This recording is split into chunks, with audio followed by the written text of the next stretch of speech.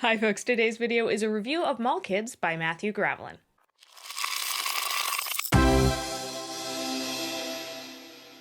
Mall Kids is a tabletop RPG for 2 to 6 players, and it is a game master-less game. So there's no one person kind of running the game. The lead gets passed around the table, and you are playing teenagers who work at a mall. Now, that's something that's interesting about this game. It doesn't have like a fantasy setting. It's not a Stranger Things, although you could easily flavor it to be maybe a little bit of Stranger Things or have a little bit of fantastical elements. And I think there are actually a couple of the expansions that do this. But the idea is no, you're just regular teenagers in a mall and you have some obstacle that you have to get through and you play it over one day. Before I get too far into the review, don't forget to hit that subscribe button so you don't miss any of our upcoming videos. So the first thing that you need to do in the game is to create your characters and create the mall. And in the rules, it gives you a couple of different tables that you can roll on or pick from. You can also make up whatever you want, but I like that there are some examples in there. So if you're drawing a blank, you can roll on it, as well as you set up like the description of your character, pronouns, all these things. And this is something that I think is actually part of the game. It's not kind of the pre-game stuff that a lot of more traditional tabletop role-playing games like Dungeons & Dragons, Shadowrun, Pathfinder, those kinds of things where creating your character is something you do probably before you get to the table or during a session zero. For me, I like creating the character with the table because it's cool to hear what other people's ideas are, and part of it is also you establish some kind of relationship with at least one other character at the table. So that kind of already helps with the role play. Maybe your character doesn't know all of the rest of them, but you do have a relationship with somebody else at the table. Also, you build the mall. Now, there are a number of pre-generated malls in here that are based off of actual malls around the country, and there's a whole expansion, like Mega Mall expansion, and a couple other expansions that Matthew Gravelin has put out that give you some more places to kind of play in. But you can also just create the mall yourself. For me, this is fun to like draw on personal inspiration of like the mall that I grew up going to as a teenager or a local mall. And that's something that I think makes this game very easy to play and perhaps a really good game for people who are new to tabletop role-playing games because the setting is so familiar. It's not a fantasy setting.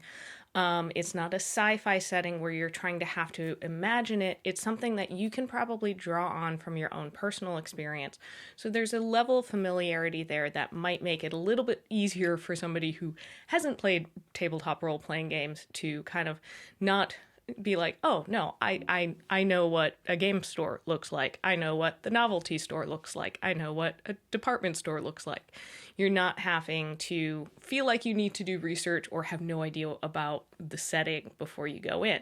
And then you also come up with the scenario, the problem that your group is going to come up against and then have to solve throughout the course of the day. And there is a table in there that you can roll on or look at it for inspiration or come up with your own.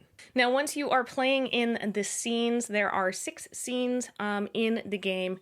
Now, it does have a alternate rule where you can lose 1 or 2 of those scenes to cut down on time, but I also think that this is something that you might want to cut down on the scenes depending on how many people you have playing at your table. For example, if you have 4 or 5 people playing at the table, but you play all 6 scenes, you're going to have 1 or 2 people who only get to lead 1 scene rather than 2. So if you take out 1 or 2 of those scenes, you can make it a little bit more even for everyone. And the game mechanics for this are super simple, and if you've played any of Grant Howitt's games, you will be very familiar because this rule system is inspired by his games. It's just 2 stats, corporate and cred. And if you max out in either of them, you kind of are gone. You potentially could still stay in the game and be an antagonist for the group. But the idea of like, well, you either sell out or you become so disillusioned that you're like, I don't need to work here anymore, and just up and leave. Now, I really like with the scenes passing around who is narrating it, and whoever is leading the scene doesn't actually have to be in the scene as the main as one of the characters. They could set up a scene like, I think really Rosie and John need to be in the next scene together, and my character doesn't necessarily need to be there. There's also a help mechanic which allows for an extra die on a roll that you get to choose between, and I like this because it encourages people to interact, to be helping each other out, a little bit more of that cooperative nature. I think the one drawback to this game is it can be a little bit too maybe mundane. I have heard some people who are like, I don't necessarily want to play in a real life setting. I want to play fantasy or sci-fi or something that's different than my life. But, that can be a plus and a minus, because it also can be a game that you can maybe work through some stuff from your teenage years. Or if you're somebody who loves like coming of age movies and stuff like this, you get to be in that coming of age movie and play whatever character it is that you want to play. It does have a wide variety of kind of how serious you want to play, from, goofy, mall rats type scenario over to like really dealing with maybe some deeper subjects. The cover and interior art by Caitlin Bruder, I think, really helps set the tone for this game. It feels very teenage, light, fun. There's a little bit of a cartoony aspect to it, which I think just is really cool. It definitely draws your eye. And nothing in this actually says what era it's set in. So you could very easily play it as modern day. But when I played it, I got to play it about a year ago, actually with Matthew Gravlin. And we played it kind of more set when all of us were teenagers, which was like late 90s, early aughts.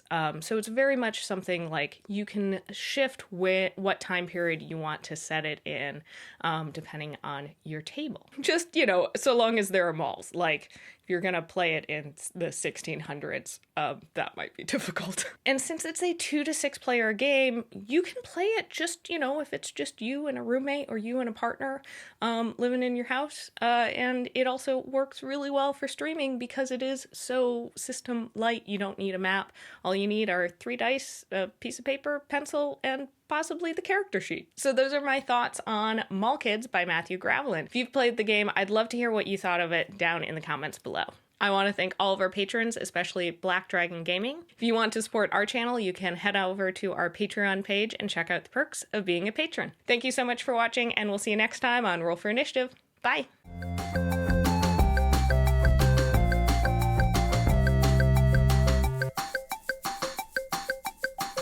Oh no, Sun!